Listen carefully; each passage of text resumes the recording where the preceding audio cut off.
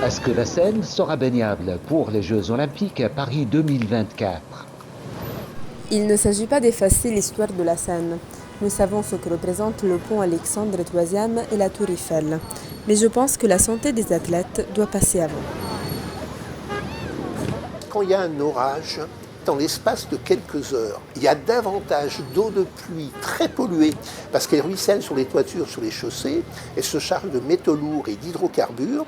Et donc en fait, ça, on les rejette dans le réseau d'égouts. Donc c'est le premier vecteur de pollution. C'est pas du tout en conformité avec une directive européenne qui s'appelle la directive baignade, qui prévoit qu'on doit, avant d'organiser une baignade, comme par exemple la baignade pour les JO, pendant 4 années de suite faire des mesures, et on doit prendre comme critère ce qu'on appelle les Escherichia coli et les coliformes fécaux.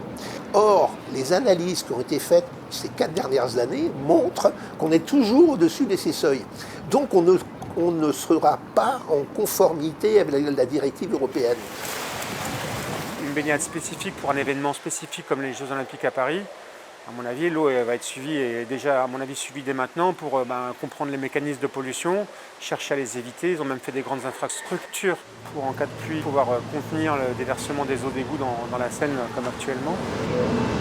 Ce tunnel réservoir, c'est un gigantesque réservoir sous terre, peut accueillir 50 000 mètres cubes d'eau. Le problème, c'est que ces 50 000 mètres cubes, c'est absolument dérisoire parce que chaque jour, c'est 2 500 000 mètres cubes d'eau usée qui circulent dans les égouts parisiens. Donc ce truc, il ne servira littéralement à rien.